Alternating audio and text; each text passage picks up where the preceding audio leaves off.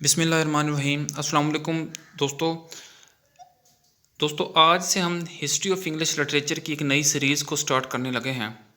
इसके अंदर हम हिस्ट्री ऑफ इंग्लिश लिटरेचर की जितनी भी एजेस हैं उन सब को डिस्कस करेंगे डॉक्टर B.R. मलिक की बुक से। इस बुक के अंदर जितना भी कुछ दिया गया है, जितनी भी एजेस दी गई हैं, हम एक एक करके उन सब को डिस्कस करेंगे। आज की इस वीडियो में हम जस्ट इसका जो फर्स्ट चैप्टर है एंग्लो सैक्सन और ओल्ड इंग्लिश पीरियड, इसको डिस्कस करेंगे। दोस्तों द एंग्लो सैक्सन्स और ओल्ड इंग्लिश पीरियड ये 670 से लेकर 1100 तक रहा, जिसकी ड्यूरेशन है। तो स्टार्ट करते हैं हमारी आज की वीडियो। दोस्तों इंग्लिश लिटरेचर का स्टार्ट एंग्लो सैक्सन्स के लिटरेचर से होता है,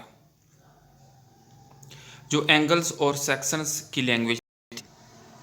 दोस्तों ये दोनों ट्राइब्स स्वीडन और डेनमार्क के साहिल से आई थीं और इंग्लिश इनकी मदर लैंग्वेज थी। बाद में इसी जगह का नाम इंग्लैंड पड़ गया, जिस जगह पर आकर इन्होंने अपनी हुकूमत की।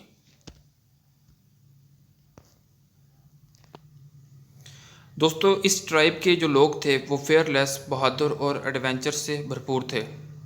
इसी वजह से इन्होंने ब्रिटिश पर अपना डर और रुतबा कायम रखा।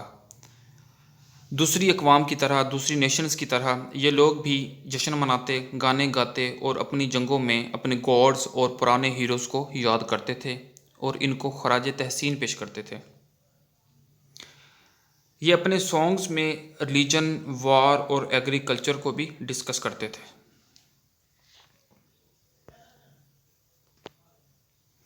दोस्तों इस एज में बहुत ज़्यादा पोइट्री लिखी गई, लेकिन इसका एक बहुत बड़ा हिस्सा इन्होंने गुम कर दिया, ज़ाया कर दिया। और बाकी बच जाने वाली पोइट्री में से हमारे पास एक नाम आता है विरचित का। इसकी कुछ पोइम्स हमें मिलती हैं। इन्होंने अपनी पोइम्स के अंदर कॉन्टिनेंटल कोर्स को डिस्कस किया है। दोस्तों और एक बात कि इस एज की सबसे जो फेमस पोइम जो मानी जाती है, इस एज का जो सबसे फेमस वर्क माना जाता है वो है बियोवोल्फ। बियोवोल्फ इस एज का एक मास्टरपीस है। ये एक हीरो की कहानी है, ये एक ऐसे चैम्पियन की कहानी है जिसने एक बहुत बड़े मॉन्स्टर को मारकर हीरो बन गया। इसके अलावा इसमें हिस्टोरिकल बैकग्राउंड, रोमांसेस, ल्यूजन्स और fortunes of Kings and Nations को भी डिस्कस किया गया। दोस्तों इसके बाद एंग्लो सैक्सन्स क्रिश्चियनिटी की गोद में आना शुरू हो गए। इनके जो पोइट्स थे इन्होंने रिलीजियस पॉइंट ऑफ व्यू को देखना शुरू कर दिया और अपनी पोइट्री के अंदर रिलीजियस थीम्स को as a subject matter use करते हुए थे। इसकी वजह ये थी कि एंग्लो सैक्सन्स की जो पोइट्री थी इसका एक बहुत बड़ा हिस्सा रिलीजियस पर बेस करता था। दोस्तों कैडमैन और साइनवोल्फ इस एज के दो बड़े मशहूर पोइट हैं। दोस्तों कैडमैन ने फेथ ऑफ मैन के बारे में बहुत कुछ लिखा है। और दोस्तों कैडमैन और साइनवोल्फ इस एज के दो बड़े मशहूर पोइट हैं।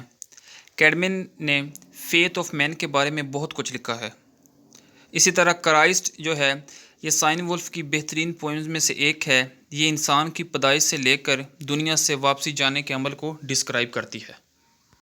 दोस्तों अगर मज़ीद हम बात करें तो एंग्लो सैक्सन्स की जो पोइट्री है ये मिडिल इंग्लिश और एंग्लो नॉर्मन्स के पीरियड से बिल्कुल मुख्तलिफ है, क्योंकि इनके रस्म व रवाज, ट्रेडिशंस, एक्सप्रेशन और अदर टेम्परामेंट्स बिल्कुल पुराने हो चुके थे।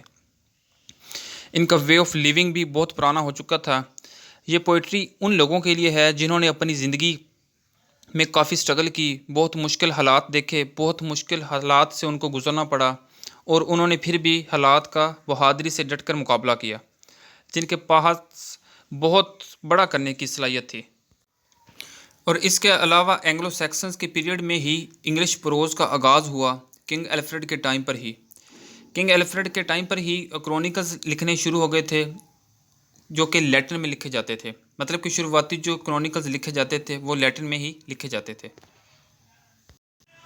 दोस्तों प्रोज़ को इसके बाद इतनी मकबूलियत मिली कि एंग्लो सैक्सन्स और एंग्लो नॉर्मन्स के पीरियड तक चलती गई और बाद में इंग्लैंड के अंदर एंग्लो सैक्सन प्रोज़ के तौर पर फेमस होगी।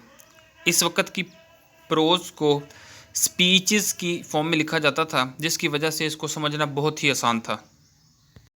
दोस्तों, एंग्लो सैक्सन प्रोज़ की सबसे कामयाब बात ये थी कि इनमें रिलीजियस पॉइंट ऑफ व्यू को डिस्कस किया जाना शुरू हो गया था, और इस एज में इंग्लिश प्रोज़ के दो पायनियर थे,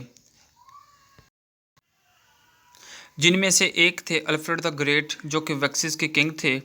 इन्होंने लैटिन क्रॉनिकल्स को इंग्लिश में ट्रांसलेट करवाया, और दूसरे थे एल्फ्रिक, जो कि एक प्रीस्ट थे। इन्होंने सरमन्स को लिखा in the short of poetic prose.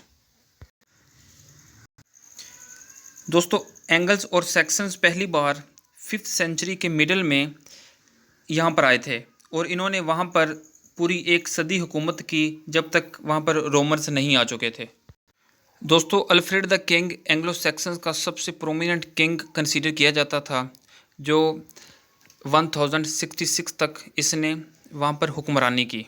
दोस्तों, एंग्लो सैक्सन्स के जो लास्ट वाले किंग हैं, उनका नाम है हारोल्ड, जो कि आखिरी हुक्मरान था एंग्लो सैक्सन्स का, जिसको बैटल ऑफ हेस्टिंग में William the conqueror of Normandy ने शिकस्त दे दी थी। दोस्तों, नॉर्मैंडी फ्रांस का ही इलाका था। दोस्तों, इसी तरह हारोल्ड की शिकस्त पर ही ये जो पीरियड है एंग्लो सैक्सन्स और ओल्ड इंग्लिश पीरियड, इसका इख्तिताम हो गया, जो कि 670 से लेकर 1100 AD तक रहा। तो दोस्तों, आज की वीडियो में बस इतना ही। आई होप कि आपको द एंग्लो सैक्सन्स और ओल्ड इंग्लिश पीरियड की समझ आ गई होगी। तो आज की वीडियो में बस इतना ही। अब हमारी मुलाकात होगी हमारी अगली वीडियो में।